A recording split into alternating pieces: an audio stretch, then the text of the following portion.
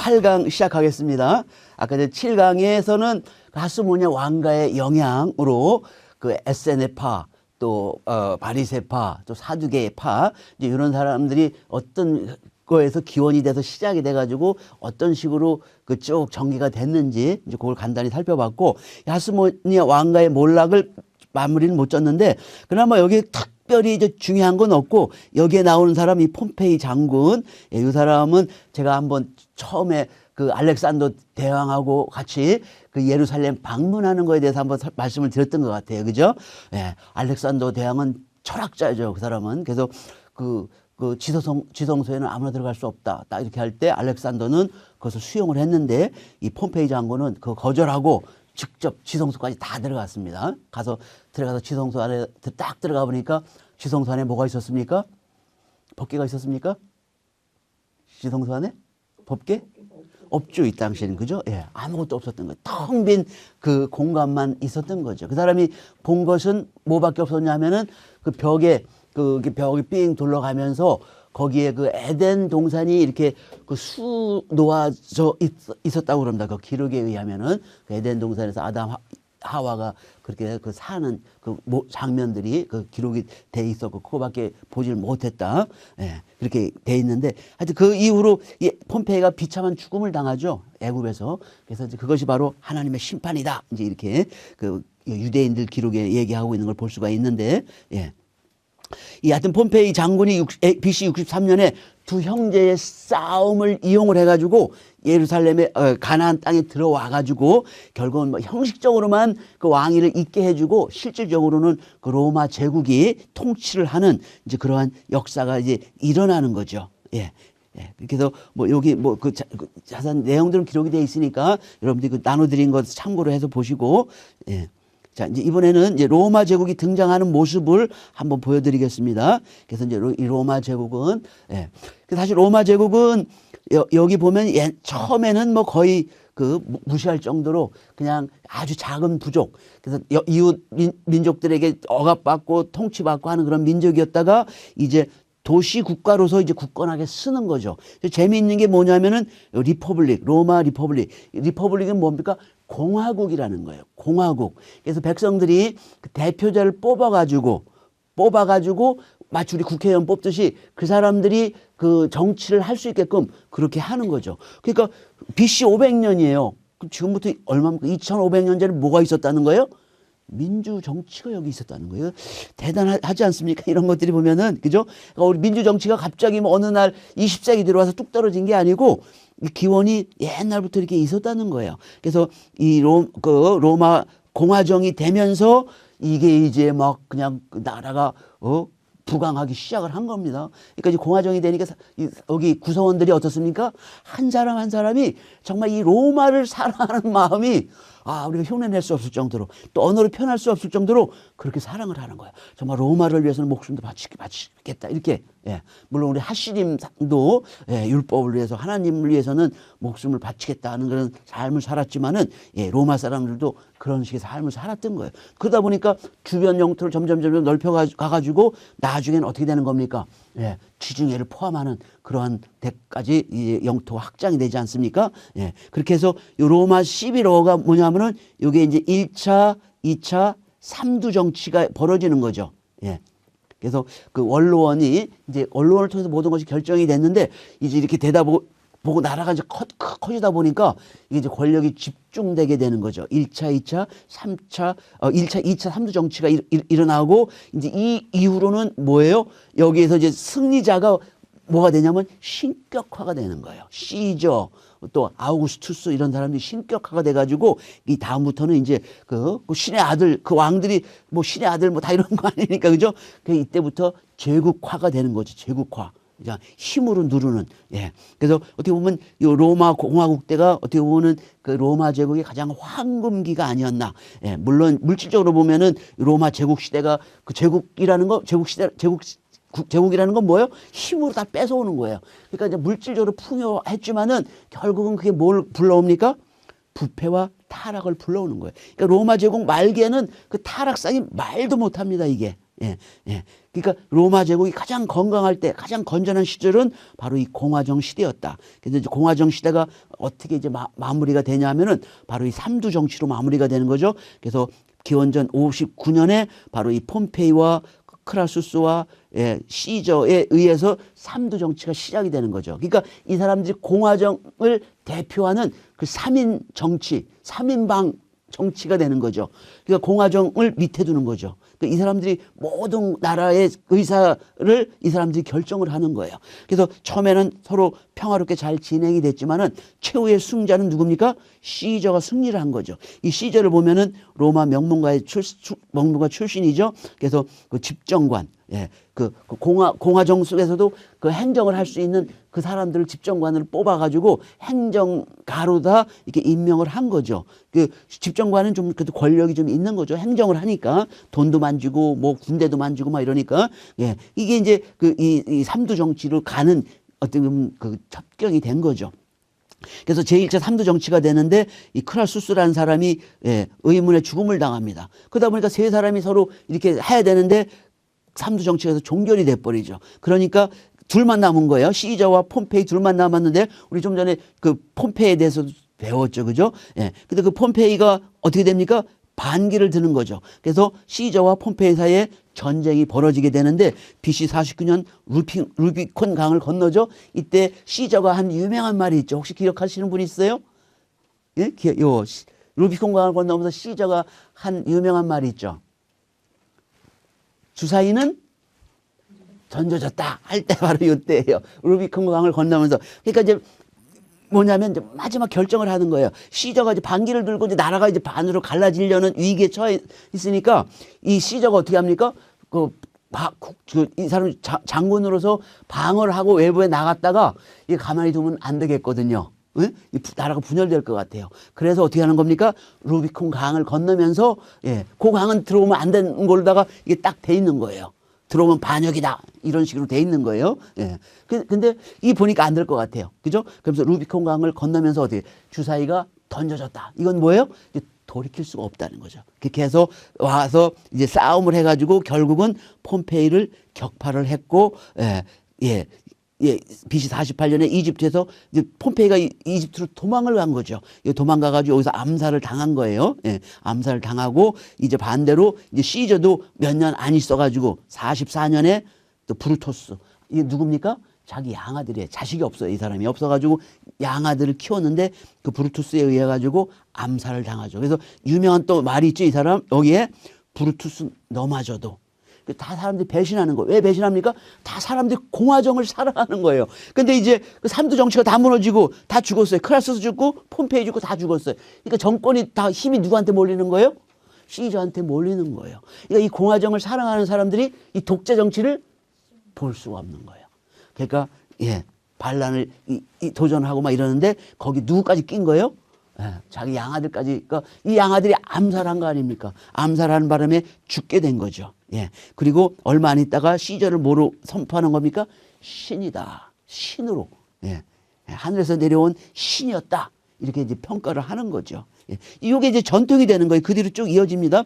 이렇게 해서 이제 그 1차 삼두 정치 끝나고 시제의 죽음으로 끝났죠. 이때 이제 좀 얼마 안 있어서 다시 뭐가 시작되는 겁니까? 제2차 삼두 정치가 시작이 되는 거예요. 안토니, 옥타비아누스, 레피두스. 이 세 사람이 다시 그 2차 삼두 정치가 이제 시작이 되는데 승리자는 누굽니까? 옥타비아누스. 나중에 아우구스투스. 위대한 자. 뭐 명칭이 대단하죠. 아우구스가 이제 그 국가로부터 받은 명예로운 명칭인데 원래 이름은 옥타비아누스죠. 이 사람이 이제 승리자가 되는데 이 사람은 누구냐면은 그 시저의 누이의 손자. 그래서 그 자식이 없다 보니까 브루투스도 양아들로 했지만은 또 이 손자도 자기 양아들로 이렇게 해가지고 결국은 이제 나중에 그 피가 있으니까 그 브루투스는 어떻게 나중에 이 사람 아주 잔인하게 죽습니다. 근데 이 후계자가 돼가지고 그 영광을 그대로 물려받는 거죠. 그래서 BC 43년에 이제 제2차 삼두 정치가 이제 시작이 되고요. 되고 나서 이제 42년에 이제 신으로다가 이제 이렇게 이제 했죠. 이 영향이 있겠죠. 옥타비아누스의 영향이. 그 다음에 브루투스를 죽였고 잔인하게. 그다음에 이제 그 삼두 정치 중에 이제 그 안토니우스. 예. 안토니우스가 또 절대 강자였죠. 예. 그래서 둘이 나눠 가지고 이제 또 전쟁을 이제 시작을 하는데 이 안토니우스는 이 클레오파트라 여러분 잘 아시죠? 그죠? 클레오파트라. 이때 클레오파트라하고 관련된 유명한 이야기는 또 뭐가 있습니까? 클레오파트라. 들어보니 그런 얘기 많이 하잖아요. 뭐 예? 아니 클레오파트라.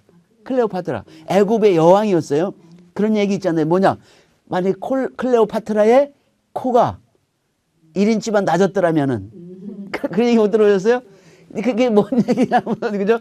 클레오파트라가 뭐 아주 세계의 미인이었던 모양이에요. 거기에 이제 이 안토니우스가 폴딱 빠져가지고, 예, 여기 이제 그 동맹을 맺고 막 이렇게 하는 바람에 이게 굉장히 불리한 싸움을 안토니우스가 이제 그럼에도 불구하고 이제 했던 모양인데, 이제 만약에 그렇지 않았다면은 이 전세가 역전, 또 유리한 위치에 있었던 게 안토니우스인데, 이 클레오파트라고 동맹이 되는 바람에, 예, 얼마나 클레오파트라한테 푹 빠져가지고, 결국은 패하고 말게 되는 거죠. 예. 그래서 이 아키움 해전에서 예. 이 결정적으로 이게 그 해전에서 이제 지는 바람에 그 안토니우스가 어디로 가냐면 이집트로 도망가죠. 누구와 함께 도망가냐면 클레오파트라 도망가는 거예요. 도망가 가지고 이제 거기서 이제 버티다가 안 될 때 이제 자살을 하는데 이제 또 유명한 그거 있잖아요. 클레오파트라가 어떻게 죽었답니까? 죽은 거야. 어? 괜히 옛날에 유명한 사람들은 미화시켜서 죽잖아요. 뭐라 그래요? 장미가시에 찔려서 죽었다는 거예요. 믿거나 말거나죠. 그렇게 전해져요. 예, 그렇게 하여튼 죽었답니다. 뭐 좋은 죽음이 될 수가 없죠. 이제 곧 이 옥타비아누스가 이제 큰 그 승리를 했으니까 큰 그 해군들을 이끌고 곧 애굽으로 들어올 텐데. 거기서 뭐 질 거 뻔한 거, 자기를 군대도 없고 질 거 뻔한데, 예, 거기서 칼에 맞아 죽으니 차라리 둘이 같이 조용히 죽자. 이렇게 해가지고 자살을 한 건데, 예, 그렇게 된 거예요. 그렇게 해가지고, BC 27년에 존엄자, 아우구스투스, 위대한 자, 이 명칭을 하고 황제가 된 거예요. 초대 황제가 된 겁니다. 이때부터 나라가 어떻게 된 거예요? 이제 완전히 공화정에서, 예, 이제 제국주의 국가로 이제 엠퍼러 제국주의 국가로 이제 바뀌게 돼 버리는 거죠. 그죠? 예. 이렇게 하고 이제 황제가 나니까 대신 장점이 있죠. 무슨 장점이 있습니까? 팍스 로마나 이러죠. 팍스 로마나. 그게 뭡니까? 예. 로마의 평화. 이제 평화가 왔다는 거예요. 왜? 1차 3두 정치, 2차 3두 정치. 두 편으로 나눠가지고 얼마나 치열하게 싸웠습니까? 우리 남북한 옛날 6.25 때 얼마나 많은 사람이 죽었어요. 그죠? 그냥 뭐 옛날 그 전쟁이 나기 전까지는 서로 이웃 친구고 막 이랬는데 괜히 뭐 이쪽 저쪽 뭐 이렇게 나눠가지고 그 한 마을 안에서 엄청난 비극이 일어난 거 아닙니까? 이걸 한 번에 한 게 몇 번 한 거예요? 거의 이어가면서 두 번을 이렇게 싸운 거예요. 얼마나 많은 사람이 피를 흘렸겠습니까? 근데 이제 이 옥타비아누스가 황제가 되고 나서부터는 뭐예요? 이제 황제가 통일하니까 이때부터 뭐가 오는 겁니까? 평화가 오는 거예요. 평화와 번영이 오는 거죠. 황제가 되니까 그냥 외국에서 물자들이 그냥 물밀듯이 들어오는 거예요. 옛날에 누려보지 못한 그 번영이 지금 들어오기 시작하는 거예요. 대단한 거죠. 이때가 요 당시가 그러니까 이 아우구스투스도 뭐예요? 그래서 신격화하는 거예요. 시저와 아우구스를 신으로 삼는 거예요. 신으로. 대단한 거죠. 응? 예, 로마 제국 시대 가장 번창하고 정말 모든 것이 그냥 뭐 부족함이 없는 그러한 시대인 거죠. 이게 바로 아우구스투스입니다. 옥타비아누스. 근데 여기서 재미있는 게 보면은 요 부분이 재미있습니다. 요 부분이 뭐냐면은 조금 자세히 들어가 보면은 예, 요게 넣으면 이게 뭐 같습니까? 이게 큐피드예요. 큐피드. 이 큐피드는 누굽니까? 여러분 큐피드 알잖아요. 그죠? 이렇게 사랑의 화살 펑 쏘고 이렇게 하는 그게 바로 이 큐피드인 거예요. 큐피드는 누구의 아들입니까? 미의 여신 비너스의 아들이에요. 그러니까 큐핏은 신입니까 아닙니까? 이것도 신인 거예요. 그죠? 예. 바로 이 큐핏이 신인 것처럼 아우구스투스가 뭐라는 거예요? 신이라는 거예요. 신. 예. 그리고 그 밑에 요거 뭐가 있습니까? 요거. 잘 구별이 안 될 수도 있는데 이게 뭐냐면은 돌고래예요, 돌고래. 이 돌고래 왜 나오는 겁니까?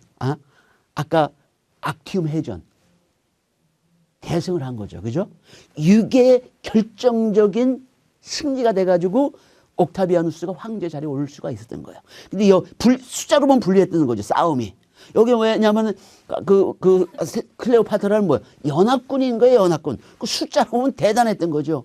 근데 그 반대로 오히려 옥타비아누스가 승리를 한 거예요. 왜 승리를 했느냐? 왜? 바로 이 돌고래가 뭐예요? 바다의 왕이 아니에요. 돌고래가 그냥 그 제주 부리고 막 이러는 거 보세요. 그죠? 아주 제주꾼 아니에요. 바다의 제주꾼. 바로 이 돌고래가 도와줬다는 거죠. 네.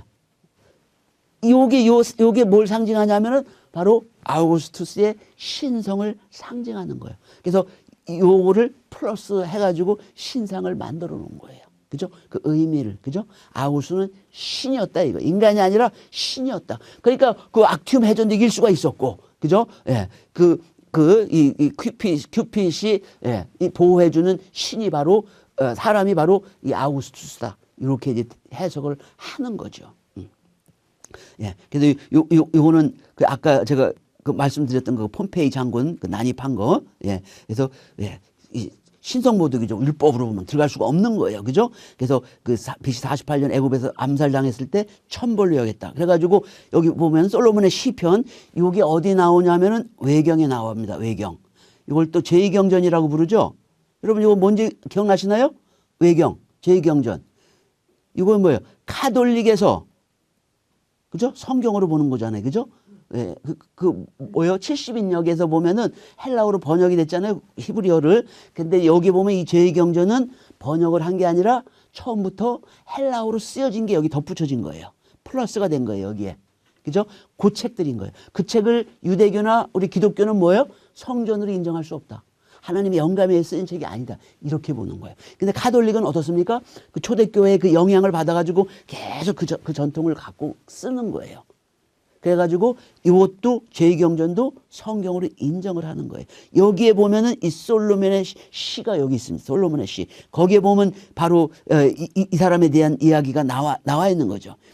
오만한 자다 이거죠. 지성소에 들어간 오만한 자. 그래서 그 죽임을 당했는데 어떻게 죽임을 당했냐? 그 시체가 모욕의 물결 위에서 이리저리 떠다녔으나 아무도 그를 매장해 주는 사람이 없었다. 시체가 그냥 그 나일강 강물에 그냥 둥둥둥 그 물살도 이렇게 빠르지도 않아요. 이거 천천히 그냥 낙엽을 흔들리듯이 이러고 하는 거예요. 누구도 그걸 건져서 주지 않는다는 거예요. 왜냐하면 그가 하나님을 어떻게 해요?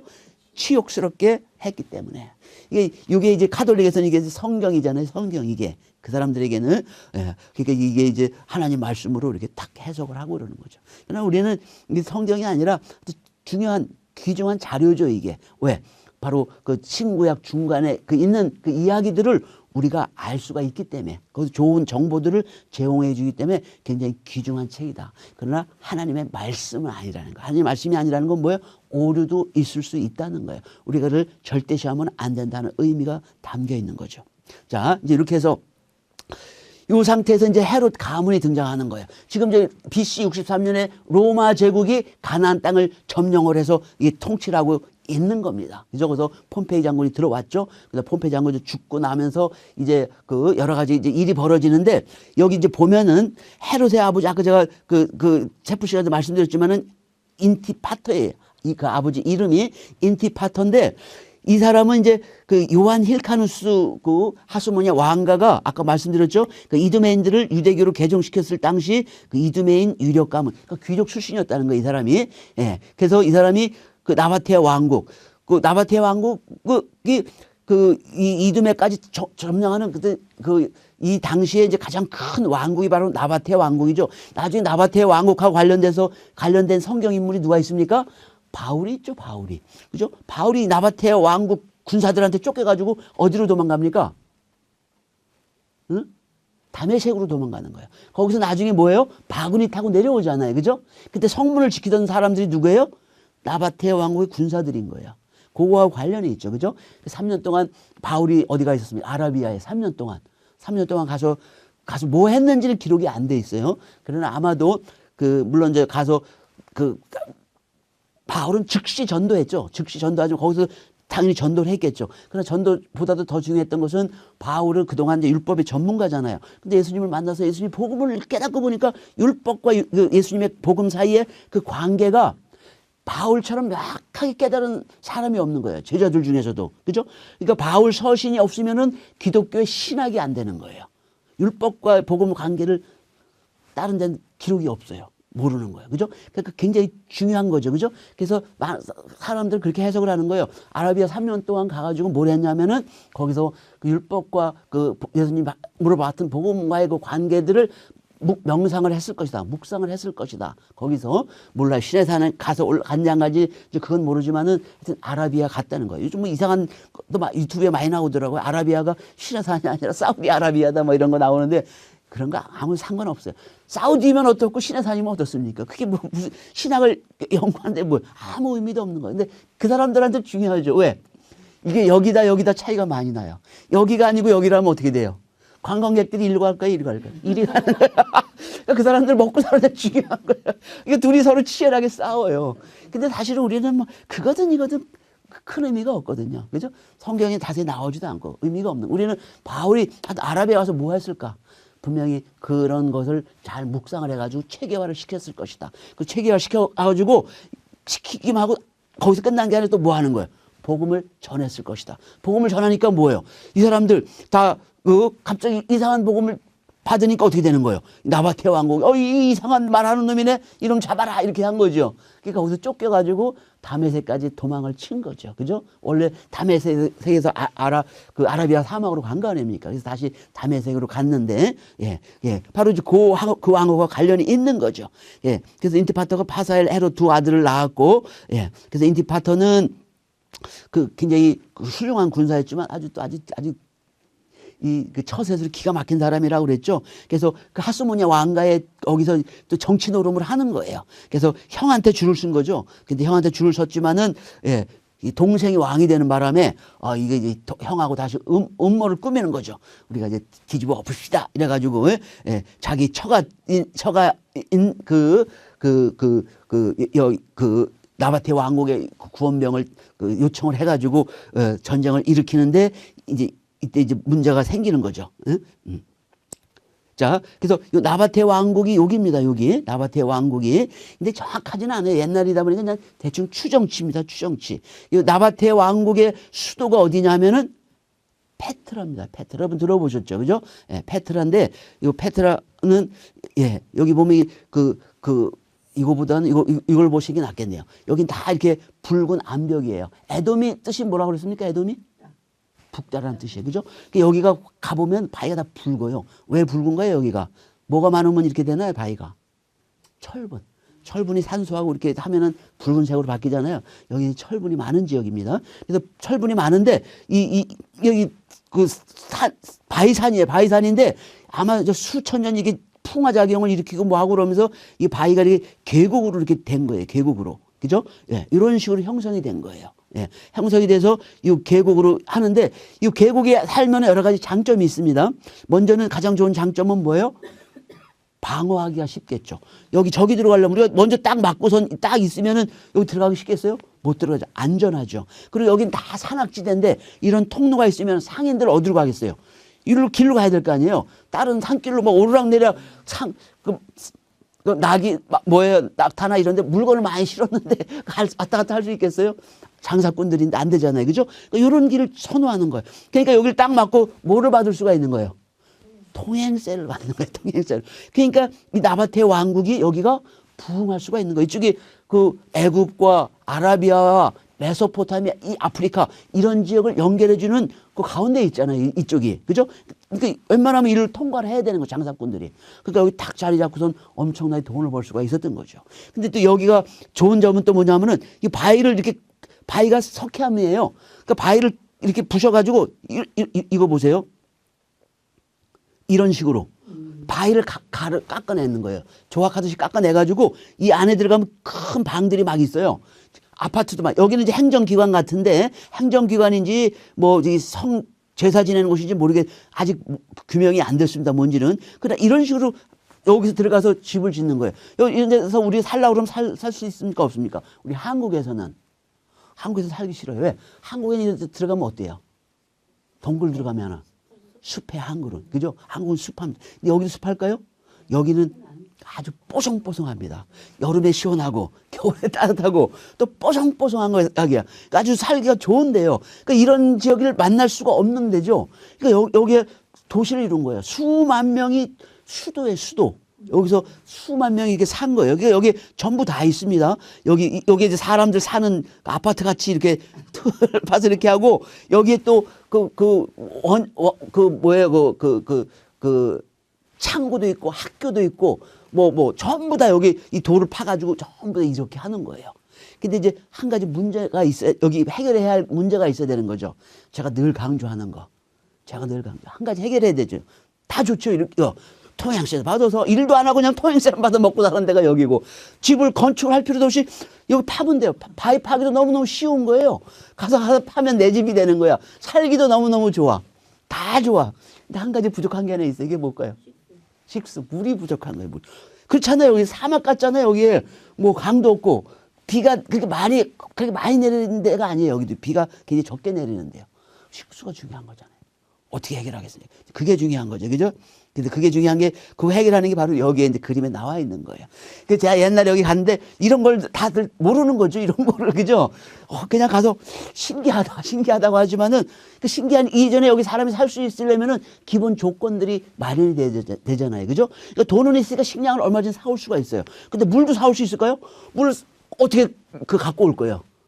물은 안 돼. 물은 자체적으로 해결해야 되는 거예요. 그죠? 그래서 그 물 해결하는 방법이 바로 그 비는 어느 정도 그래도 조금은 내리니까 그 비가 내리면 어떻게 돼요?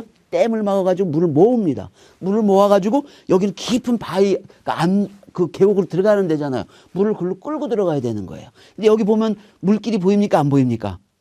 여러분 눈에. 관심이 없으신 것 같은데 물길이 안 보입니까? 제가 이걸 보여드려야 되겠다. 그죠? 여기를 보면 뭐예요? 여기 바위가 이렇게 파여 있잖아요, 이게. 예. 이게 그 사람들이 판 거예요. 어떻게 가까이 보면 이거예요. 그 물을, 빗물을 받아가지고 이렇게 해가지고 자기네 동네로다가 물을 이렇게 유도를 해가지고 요 물을 먹고 사는 거예요. 요게 바로 이 지역의 이제 특색인 거죠. 예. 근데 이제 그거는 그렇고, 예. 그래서 이제 이렇게 그 나바테 왕국의 이제 지원을 받아가지고 이제 그 헤롯 아버지 안티파터가 이제 힘 좀 쓰는 거예요. 근데 힘 좀 쓰니까 그 형이, 왕인 형이 보니까 불안하잖아요. 이거 9만 명까지 5만 명까지 와가지고선 막 공격을 해야 되니까 힘이 안 되는 거예요. 이제 소문을 들은 거죠. 어디 소문을 들은 겁니까? 로마 군 제국의 소문을 들은 거예요. 막 승승장구하는 거예요. 승승장구. 그래서 그 폼페이 장군을 이렇게 해서 돈을 주고 불러들인 거죠. 불러들였지만 폼페이 장군은 바보입니까? 해달라는 데서 다 해주겠어요? 들어와가지고 어떻게 되는 거예요? 그냥 그 명목만 니네들이 왕을 하게 하고 실질적으로는 나라를 접수를 해버린 거죠. 그래서 BC 63년부터 로마 제국이 가나안 땅에 들어온 게 BC 63년. 이때부터 로마 제국이 가나안 땅을 어떻게 하는 거예요? 통치하기 시작을 하는 거죠. 그죠? 예. 이렇게 되는 거예요. 그렇게 해서 결국은 뭐예요? 형과 동생이 왕권을 놓고 서로 싸우다가 선택한 방법이 로마 제국을 불러들이는 거고 결국은 그거에 의해 가지고 어떻게 돼요? 서로 망하게 된 거죠. 그게 바로 아스모냐 왕가의 마지막인 거예요. 근데 그 마지막에 그 승기를 타고 그 흐름을 타고 출세한 사람이 한 사람이 있는 거예요. 그게 누구예요? 헤롯 아버지 안티파터. 안티파터가 그 줄다리 거기에서 줄타기를 하는 거예요. 기가 막힌 사람입니다, 이 사람이. 형 동생 왔다 갔다 하면서 이렇게 했지. 또 폼페이 장군하고 붙어서 이렇게 했다가 나중에 pom페이 장군이 이제 지지 않습니까? 그러면 다시 누구한테 가는 거예요? 시저한테 가서 붙는 거예요. 근데 결정적으로 여기 나왔을려나요? 여기 나와 있네요. 예. 결정적으로 뭘 하냐면은 시저를 애굽에서 구해줍니다. 생명의 은인이에요. 이 안티파터가 없으면 시저가 왕의 자리에 올라가지 않았지만은 그 독재 정치를 할 수가 없게 된 거죠. 그러니까 시저는 굉장히 감사하겠죠, 당연히 안티파터한테. 그죠? 그러니까 뭘 하냐면은 유대 행정장관. 실질적인 왕이지만은 모든 걸 다스리는 사람이지만은 왕이 될 수는 아직은 없었던 거죠. 왜? 아직은 뭐, 그 왕가의 가문도 아니고 막 이러니까, 예, 왕으로 임명하지는 못했고, 실질적인 통치라는 행정장관으로 임명을 한 거예요. 그러니까 실질적으로 안티파터가 가나안 땅을 통치하게 시작을 한 거죠. 근데 이제 이때 제가 아까 말씀드렸던 것처럼, 뭐예요? 시저가 암살을 당하면서 누구도 암살을 당합니까? 안티파터도 암살을 당하는 거예요. 왜? 분위기가 그렇게 되니까. 시저가 뭐예요? 공화정을 파기하는 사람이다. 이거 그래서 공화정의 적이 돼버린 거예요. 그러니까 양아들한테 죽음을 당한 거 아닙니까? 그죠? 근데 그 시저가 출세를 시킨 사람이 누구예요? 안티파터인 거예요. 그러니까 가나안 땅에서 이놈도 그쪽 그놈 아니냐 이래가지고 살해를 당한 거죠. 당하고 나니까 어떻게 됩니까? 예, 이제 그 아들이 파사엘이 장남이죠. 왕이 됐던 거예요. 왕이 이제 왕이 됐는데 이 그 왕이 되고 나니까 어떻습니까? 예, 예, 요 뒤에는 안 나와 있네요. 왕이 되니까 어떻게 되냐면은 그 하스모니아 왕가의 그 마지막 그 왕자였던 가수 제가 지금 이름이 생각이 안 나는데 예, 그 왕자가 그 반란을 아까 제가 저쪽 방에서 말씀을 드렸던 것 같아요. 그래서 반란을 일으킨 거예요. 반란을 일으키니까 백성들이 호응을 해가지고 어떻게 됩니까? 성공을 한 거예요. 그래서 3년 동안 예루살렘을 회복하고 꽤 많은 영토를 회복을 했습니다. 이때 형은 살해를 당했어요. 파사엘은 살해당했고 동생은 어떻게 됩니까? 동생이 누구예요? 헤롯이에요. 헤롯이 어디로 도망갑니까? 헤롯이 어디로 도망가요? 아까 제가 말씀드렸는데 헤롯이 그 유명한 지역이잖아요. 마사다로 도망가는 거예요. 마사다. 그죠? 유대 광야 지역에 있는 마사다로 도망가는 거예요. 거기 마사다에 거기 가보시면은 그 마사다가 산꼭대기는 이렇게 평평한데 이게 높은 절벽으로 이렇게 돼 있어요. 그러니까 여기 올라가서 여기서 딱 한 수백 명이 딱 진을 치고 있으면은 이 적군이 올라올 수가 없죠. 왜? 올라오면 뭐예요? 여기서 돌 하나만 탁 던지면은 그냥 일타 쌍피가 아니라 일타 한 10피씩 그냥 죽어나가는 거예요. 그러니까 올라올 수가 없는 거예요. 그죠? 그래서 여기에 나중에 누가 들어갔냐면 열심당원들이 AD 70년에 예루살렘 성전이 무너지고 나가지고 어떻게 하냐면은 열심당원들이 일로 도망가는 거예요. 근데 이걸 누가 만들었냐면 헤롯이 만든 거예요. 그래서 여기서 3년을 버틴 거예요. 열심당원들이. 예. 왜? 너무너무 좋지. 전쟁하기야. 그러니까 로마 제국군인들도 그 용감한 로마 제국군인들도 올라가지를 못한 거예요. 3년을 포위하면서 뭘 했냐 그러면은 이 유대인들을 잡아다가 여기다가 흙을 쌓게 한 거예요. 흙을. 지금 너무 가파로 못 올라가잖아요. 그래서 흙을 쌓아가지고 이렇게 평평하게 예, 그 마차 그 구루마 같은 것이 이렇게 올라갈 수 있게끔 이렇게 평평하게 한 거예요. 이게 하는데 3년이 걸린 거예요. 3년. 딱 3년이 걸리고 나니까 이 위에서 열심당원들이 어떻게 해요? 이제 더 이상 버틸 수가 없죠. 옛날에 그전까지는 그래도 절벽이니까 그냥 돌 하나만 던지면은 다 보호가 되는데 이제는 안 되는 거예요. 이제 돌로 갖고 통하지가 않는 거예요. 그러니까 이 사람들이 어떻게 하는 겁니까? 결국은 전부 자결을 하는 거죠. 항복하는 게 아니라 자결을 하는 거예요. 그러니까 유대인들 특성이 이런 거예요. 자결하는 거. 왜? 이방인의 더러운 칼날에 죽음을 당할 수 없다. 이래가지고 자결을 하는 거예요. 그래서 그러니까 이게 유명한 그래서 이스라엘에서는 여기가 뭐냐면 정신 교육을 시키는 장이 된 거예요. 이 이후로. 왜? 이렇게 비극적인 일이 일어나가지고 거의 1000명에 가까운 사람들이 다 여기서 자결로 해서 죽은 거예요. 그래서 여기 캐치프레이즈가 뭐냐면은 never again이에요. never again. 이런 일이 다시는 일어나지 말게 하자. 요즘도 유대인들은 뭐든지 다 여기 가는 거예요. 이 사막에 뜨거운데. 그죠? 초등학생들도 뭐 하면 여기 가고, 중학생, 고등학생, 대학생, 군인들도 인관할 때 여기 가고, 행사할 때마다 여기 가는 거예요. 가서 뭐 하는 겁니까? 가서 옛날 죽었던 열심당원들의 그 모습을 기리며 이런 비극이 다시는 우리 이스라엘에 일어나지 않게끔 하자 하는 그런 그 다짐을 하는 곳이 바로 여기인 거예요. 여기를 바로 그 헤롯이 이리 도망간 거예요. 예. 얼핏 자기도 알았겠죠. 가서 여기서 위에 가서 버티면 되겠다 해서 가서 있어 보니까 여기서 한 3년을 여기서 버틴 거예요. 이 사람이 여기서. 예. 괜찮은 거예요. 그래서 여기서 있으면서 로마 제국한테 구원을 요청한 거죠. 구원을. 요청을 해가지고 구원병이 와가지고 다시 그 반란군을 쫓아내고 난 다음에 누구를 하냐면 헤롯을 왕으로 임명을 한 거예요. 이때 BC 37년입니다. 이때 BC 37년 이때 왕으로 임명이 돼가지고 이때부터 이제 그 이스라엘의 왕이 돼서 통치를 하게 되는 거죠. 근데 이제 이것을 경험을 한번 했으니까 언제 유대인들이 또 반란을 일으킬지 모르잖아요. 그죠? 첫 번째 반란이 일어나고 자기 형이 죽었어요. 이제 자기가 이제 이번에 왕이 됐습니다. 이제 언제 또 반란을 일으킬 줄 모르죠. 그러니까 이제 어떻게 하는 겁니까? 이 마사다를 요새화 시키는 거예요. 요새화. 그래가지고 거기에 1000명의 군인들이 3년 동안 먹을 양식을 거기다 갖다 놓는 거예요. 근데 양식만 갖다 놓고는 또 안 되죠. 아까처럼 또 뭐가 필요한 거예요. 여기다. 마사다에도. 또 물이 필요한 거예요. 그 물은 어떻게 물을 만듭니까?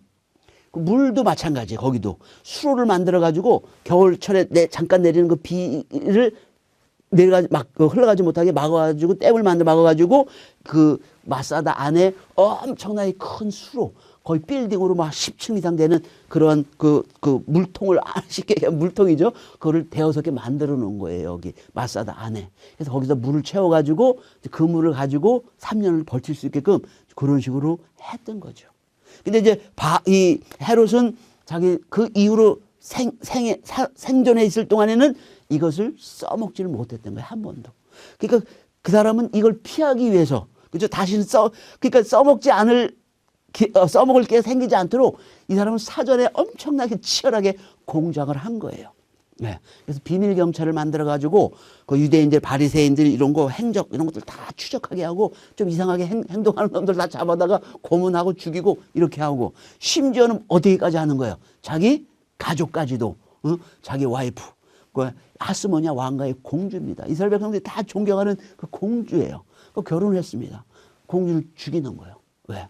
자기 왕위를 위협할 수가 있거든요. 충분히. 또 그 공주 사이에 난 두 아들 또 죽입니다. 그 장모도 죽입니다. 그 처남도 죽입니다.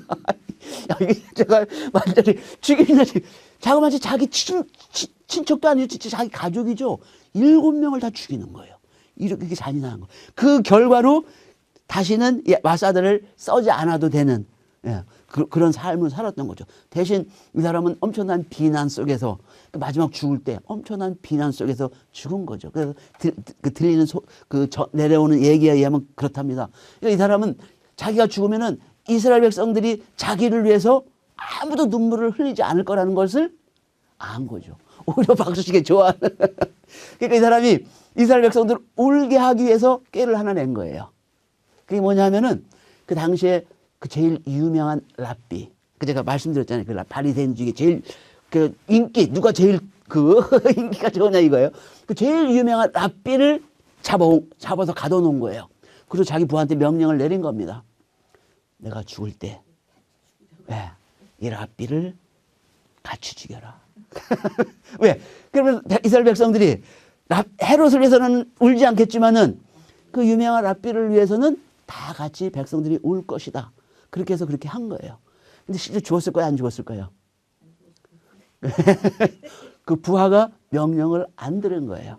그렇게 해서 그 랍비가 살아났다는 거죠. 그러니까 마지막 가는 이 헤롯의 길은 아무도 반기는 사람이 없었던 거죠. 그러니까 이 사람의 일생을 이렇게 보면은 참 찾아보기 힘든 사람이에요. 찾아보기 힘든 사람. 그죠? 마치 우리 있지 않습니까? 뭐죠? 낮과 밤이 다른 삶을 사는 사람. 그걸 뭐라고 그럽니까? 응? 지킬 박사와 하이드 같이 낮에는 굉장한 인격자처럼 행동하다가 이 밤만 되면 완전히 이거는 그런 비인간이 없을 정도로 그런 삶을 사는 이 헤롯이 어떤 그런 두 얼굴을 가진 그런 삶이 아닌가. 근데 그것이 바로 성경에 연결되어 있다는 거예요. 어떻게? 바로 그 2살 이하의 그 죽인 자녀 남자애들을 다 죽인 이런 걸 볼 때 권력력이 대단했던 바로 그러한 사람이라 하는 것을 우리가 알 수가 있는 것이죠.